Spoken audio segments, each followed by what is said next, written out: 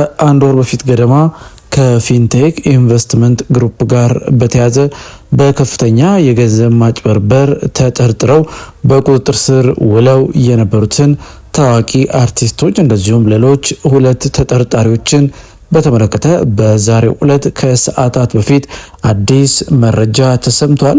በዚህም ጉዳይ የተለያዩ ሀሳቦች በተለያዩ ማህበራዊ ሚዲያዎች ላይ መነሳቱን ቀጥሏል።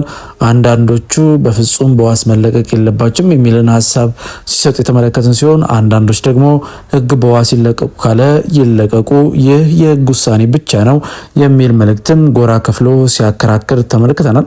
ታዲያ ዛሬ ረፋዱን በተሰማው መረጃ አራቱ አርቲስቶች እንደዚሁም ሁለት ሌሎች ተጠርጣሪዎች በዋስ እንዲለቀቁ ሲወሰን ቲክቶክ በተሰኘው ማህበራዊ ገጽ ላይ የምናውቀው እንደዚሁም በፊንቴክ ኢንቨስትመንት ግሩፕ ጋር በተያዘ ተጠርጥሮ በቁጥጥር ስር የሚገኘው መንሱር ጀማልን በተመለከተ ገና ቁርጡ አልታወቀም። የዛሬው የፍርድ ቤቱ ውሳኔ የተለያዩ ሀሳቦችን እያካተተ ሲሆን ሙሉ መረጃው እንደዚህ ይቀርባል።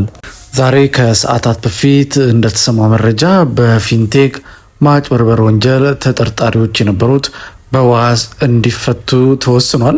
ግንቦት 3 ቀን 2018 ዓ.ም በኢትዮጵያ የጥበብና የማህበራዊ ሚዲያ ዘርፍ ታዋቂነት ያላቸው ግለሰቦች የተሳተፉበት የ1.9 ቢሊዮን ብር የፋይናንስ ማጭበርበር ክስ ዛሬ አዲስ ምዕራፍን መያዙ ተሰምቷል። የፌዴራል ከፍተኛ ፍርድ ቤት በዛሬው ዕለት ባካሄደው ዝግ ችሎት በተጠርጣሪዎቹ ላይ የዋስትና መብት ውሳኔ ያስተላለፈ መሆኑ ተሰምቷል። ፍርድ ቤቱ ተከሳሾቹ ጉዳያቸውን በውጭ ሆነው እንዲከታተሉ የፈቀደ ሲሆን የተቀመጡት የገንዘብ ዋስትናዎችም እንደሚከተለው ናቸው። አርቲስት ሰራዊት ፍቅሬ፣ አርቲስት ሰለሞን ቦጋለ፣ አርቲስት ይገረም ደጀኔና አርቲስት ዳንኤል ተገኝ እያንዳንዳቸው በ500 ሺህ ብር ዋስ እንዲፈተን የተወሰነ ሲሆን እንደዚሁም ደግሞ አብርሃም ግዛውና ካሊድ ናስር እያንዳንዳቸው በ400 ሺህ ብር ዋስ ከእስር እንዲለቀቁ ተወስኗል። ተከሳሾቹ በዋስ ቢፈቱም ፍርድ ቤቱ ግን የሚከተሉትን ጥብቅ ትዕዛዞች ማስተላለፉ ተሰምቷል። አንደኛ፣ ሁሉም ተጠርጣሪዎች ጉዳዩ ተቋይቶ ውሳኔ እስኪያገኝ ድረስ ከሀገር እንዳይወጡ እገዳ ተጥሎባቸዋል። ሁለተኛ ደግሞ የክስ ሂደቱን በማንኛውም መልኩ እንዳያስተጋጉሉ ጥብቅ ክትትል ይደረግባቸዋል ይላል ውሳኔው። አምስተኛ፣ ተከሳሽ የሆነው መንሱር ጀማልን በተመለከተ ደግሞ በአቃቢ ሕግ በኩል የቀረበውን ጠንካራ መቃወሚያ ለመመርመር ፍርድ ቤቱ ለዛሬ ማለትም ከሰዓት 8 ሰዓት ቀጠሮ የሰጠ ሲሆን የመንሱር የዋስትና ጥያቄ ተቀባይነት ያገኝ ወይም አያገኝ ከሰዓት በሚሰጠው ብይን የሚታወቅ ይሆናል። የተከሳሾች ጠበቃ የሆኑት አቶ አበባው አበበ እንደገለጹት ደንበኞቻቸው ከዚህ ቀደም ሚያዝያ 28 ቀን በነበረው ችሎት አቃቤ ሕግ የዋስትና መብታቸውን ባለመቃወሙ መነሻነት ዛሬ ከእስር እንዲፈቱ ይጠበቃል ሲሉ እንግዲህ መረጃውን ለሸገር ኤፍኤም ሰጥተዋል። እንግዲህ ውድ የሁሌ አዲስ ሚዲያ ቤተሰቦች እንደሰማችሁት በከፍተኛ የማጭበርበር ወንጀል የተጠረጠሩት አርቲስቶች እና ቲክቶከሮች በ400 እና 500 ሺህ ብር የገንዘብ ዋስትና ጉዳያቸውን ከውጭ ሆነው እንዲከታተሉ ተወስኗል። ከዚህ ጋር ተያይዞ እንዳልናችሁ እንግዲህ አራቱ አርቲስቶች አርቲስት ሰራዊት ፍቅሬ፣ አርቲስት ሰለሞን ቦጋለ፣ አርቲስት ይገረም ደጀኔና አርቲስት ዳንኤል ተገኝ እያንዳንዳቸው በ500 ሺህ ብር የገንዘብ ዋስትና እንግዲህ ከእስር መለቀቃቸውና ጉዳያቸውን በውጭ ሆነው እንዲከታተሉ ተወስኗል። ከዚህ ጋርም በተያያዘ እንግዲህ የብዙዎች ጥያቄ የነበረውና በተለይ በተወዳጁ የቴሌቪዥን ጣቢያ ኢቢኤስ በሚተላለፈው እሁድን በኢቢኤስ በተሰኘው ፕሮግራም ላይ ከነሉላ ጋር ፕሮግራምን ሲመራ የምናውቀው የአስፊቲ ምትክ ሆኖ ወደ ኢቢኤስ የመጣው አርቲስት ዳንኤል ተገኝ ለተወሰኑ ኦልሞስት ለአንድ ወር ገደማ እንግዲህ ከኢቢኤስ ርቆ ነበረ።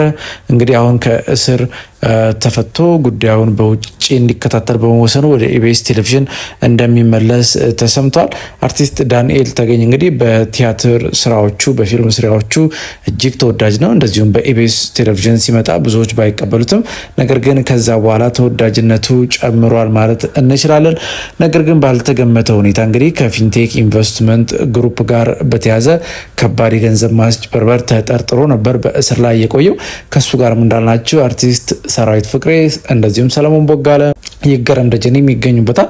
እንግዲህ ውሳኔያቸው ወይም ከውጭ ሆነው ሂደቱን እንዲከታተሉ በመወሰኑ ወደ ቀድሞ ስራቸው ይመለሳሉ ተብሎ ይጠበቃል። እንዳልናችሁ ግን በዚህ ጉዳይ ላይ የተለያዩ ሀሳቦች እየተሰጡ ይገኛሉ። አንዳንዶቹ በፍጹም በዋስ መለቀቅ አልነበረባቸውም፣ እነሱ እኮ የብዙ ኢትዮጵያውያንን እንግዲህ ገንዘብ ያጭበረበሩ የፊንቴክ ግሩፕ ዋና አካል ናቸው የሚል ሀሳብን የሚሰጡ እንዳሉ፣ አንዳንዶች ደግሞ ይህ ጉዳይ በፍርድ ቤት የተያዘ ነው፣ ፍርድ ቤት ሁሉን ነገር መርምሮ ነገሮችን የሚያይበት የራሱ መንገድ አለው፣ ስለዚህ እንደዛ ነው ብለው ሀሳብ መስጠት ፍጹም ተገቢ አይደለም፣ የፍርድ ቤቱን ውሳኔ ማክበር ይገባል የሚል ምላሽን ሲሰጡም ተመልክተናል። ደግሞም እውነት ነው እንግዲህ ፍርድ ቤት ከሚወስነው በላይ ማንም ምንም ሊል አይችልም። የፍርድ ቤት ውሳኔን ማክበር ተገቢ ነው። ምንም እንኳን ጉዳዩ አሳሳቢና በተለይ ደግሞ የተጭበረበሩ ሰዎች ቦታ ሆኖ ጉዳዩን ለሚያይ በእውነት ግን ደግሞ ፍርድ ቤት ከወሰነ ያየበት የራሱ መንገድ አለ ብሎ መቀበሉ ተገቢ ነው ብለን እናስባለን። በእርግጥ ከዚህ ጋር ተያይዞ ተጠርጣሪዎቹ የተለያዩ ውሳኔዎች ተላልፈውባቸዋል። አንደኛ ከሀገር እንዳይወጡም እግድ ትዕዛዝ ተላልፎባቸዋል። ስለዚህ ገና ጉዳዩ በፍርድ ቤት የመታየት ቻንሱም ሰፊ ስለሆነ የፍርድ ቤትን ውሳኔ አክብሮ እንግዲህ ያንን መቀበል ተገቢ ነው የሚል መልእክታችን እናስተላልፋለን። ውድ የሁሉ አዲስ ሚዲያ ቤተሰቦች በዛሬ ፕሮግራማችን ይህንን ጉዳይ ለእናንተ አቀረብን።